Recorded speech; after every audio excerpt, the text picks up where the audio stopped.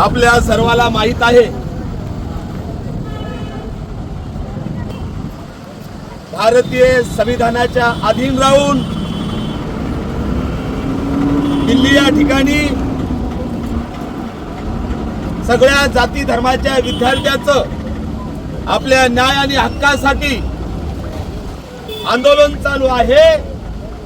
पहिल्यांदा त्या आंदोलनाबद्दल मला गर्व वाटला, कारण गर्व वाटण्याचं कारण असं आहे, या सरकारने या अगोदर जाती जातीमध्ये आंदोलन लावलेले आहेत।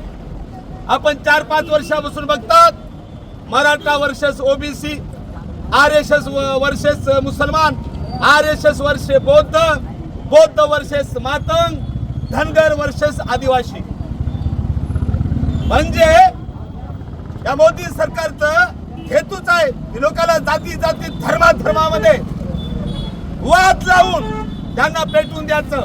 त्याचं कारण असं, लोक जातीच्या आणि धर्माच्या नावावर दंग झाले की आम्हाला कोणी भ्रष्टाचाराबद्दल बोलत नाही, आम्हाला कोणी रोजगाराबद्दल प्रश्न विचारत नाही, आम्हाला विकास कामाबद्दल कोणी प्रश्न विचारत नाही।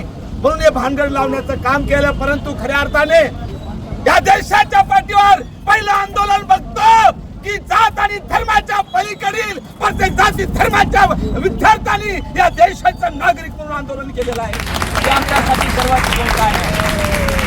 काय दोष होता मला सांगा तुम्ही? शांततेच्या मार्गाने आंदोलन, भारतीय संविधानाच्या अधीन राहून आंदोलन, कारण भारतीय संविधान भाग 3 फंडामेंटल राईट आर्टिकल 19(1)(2) 19(1)(b) काय सांगतो? इथल्या प्रत्येक विद्यार्थी असेल, प्रत्येक जाती धर्माचा माणूस असेल, त्याला शांततेने बिना शस्त्र आंदोलन करण्याचा अधिकार बाबासाहेबांनी दिलेला आहे। संविधानाच्या अधीन राहून आंदोलन होतं। इमानदारीच्या सांगतो मी, ज्या पोलिसांनी आमच्या प्रत्येक जाती धर्माच्या विद्यार्थ्यावर हल्ला केला, डोकं फोडलं, रक्तबंबाळ केलं, त्याला फ्रॅक्चर केलं, पोलीस वाल्यांना सगळे विद्यार्थी संविधानवादी होते, बाबासाहेबांच्या संविधानाला मानणारे होते। अन्यथा तुमच्या अंडरपॅन्ट नाही तर तुमची पॅन्ट आणि अंडरपॅन्ट काढून तुमच्या सगळ्या गाडी पोलिसांनी जीवन केले की नाही, त्याला कारणीभूत आमचे विद्यार्थी आहेत, कारण ते संविधान मानणारे होते। कोणी हा कायदा हातात घेतला का? अजिबात घेतला नाही। विचार करा, प्रश्न कोणाला विचारले जातात? जे सत्तेत आहे त्याला प्रश्न विचारला जातात। उत्तर कोणाला द्यावं लागतं? जे सत्तेत आहे त्याला उत्तर द्यावं लागतं। हे सरकार तर मेंगा निघलं, आणि मेंग्या माणसाने किती हेपल्या मारले तुम्हाला माहित आहे। गर्भधारणा असताना काही फायदा होत नाही। मग मेंगो माणूस असो का बिया असो, शेतात लावतो निघत नाही। या मेंग्या सरकारने सत्तेत बसल्यानंतर विद्यार्थ्याच्या प्रत्येक प्रश्नाचं उत्तर देणं बंधनकारक होतं, पण गांडाळ्या सरकारने गांड टाकत बसतं, तोंड तिकडे गेले। माझ्या शब्दावर जाऊ नका, माझ्या शब्दातली पोटतिडक समजून घ्या। मी आपली सर्वांना विनंती करतो, कारण शब्दाचे अनेक अर्थ निघतात। जेव्हा मोदी सरकार आलं, सांगितलं आम्हाला फुल भलैया 15 लाख दे देंगे, सबका साथ सबका विकास। अरे विकास तर सोडून घ्या, सगळा भारत देशाने बकास करून टाकला।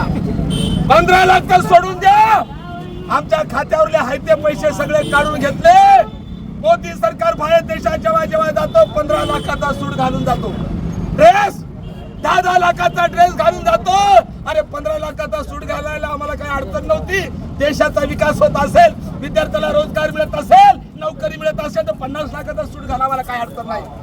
पण मोदीला आवाहन करतो, 25 लाखाचा ड्रेस घालून, 50 लाखाचा ड्रेस घालून तू देशाचा विकास करू शकला नाही। मी आजच्या कार्यक्रमाच्या निमित्ताने त्या बाळासाहेब आंबेडकरांनी आवाहन केलं, आणि प्रत्येक पक्षाने आणि प्रत्येक संघटनेने त्याला दाद दिली। मी सर्वांचं अभिनंदन करतो। आणि म्हणून मोदीला माझं आव्हान आहे, अरे 20 लाखाचा 25 लाखाचा ड्रेस घालून या देशातल्या नागरिकाला तू न्याय देऊ शकला नाही। माझं आव्हान आहे, 15-20 लाखाचा ड्रेस घालून तू जर या देशातील लोकांना न्याय देऊ शकत नसेल तर तू इंदिरा गांधीची साडी घालावं, असं यापुढे माझं आव्हान आहे। साड्या घातल्या पाहिजेत। 20 माणसं मेलीत माझी, पेपर फुटला, विद्यार्थी मेलेत 20। काय विषय होता? न्याय द्या। पेपर फुटीबद्दल, शिक्षण व्यवस्थेमध्ये जो भ्रष्टाचार आहे त्याच्याबद्दल, 20 माझे विद्यार्थी मिळते का मुसलमानाचे होते, बौद्धाचे होते आणि सगळ्या जाती धर्माचे होते. आणि न्याय मागत असताना ती नैतिक जबाबदारी आहे कोणाची? शिक्षण मंत्र्याची, की त्यांनी राजीनामा देणं बंधनकारक होतं पण दिला नाही. आजच्या या कार्यक्रमाचा बंद शेवट करत असताना मी या ठिकाणी मोदीला आणि धर्मेंद्रला सांगतो की तुम्ही अपयशी ठरलात. तुम्ही देशाला पाठीमागे घेऊन गेलात. देशाचा विकास जर कमी झाला, रोजगारी कमी झाली, लोकांना आरोग्य मिळत नाही, लोकांना शिक्षण मिळत नाही. म्हणून शिक्षण मंत्री धर्मेंद्र प्रधान यांनीच नाही तर नरेंद्र मोदींनी राजीनामा द्यावा. मोदी आमच्या अंताची वाट बघू नका, धर्मेंद्र आमच्या अंताची वाट बघू नका. जर तुम्ही लवकरात लवकर राजीनामा दिला नाही तर मोदी, धर्मेंद्र, ही भारतातली जनता तुमच्या दोघालाही भोंगळ करून, नंग करून नेपाळ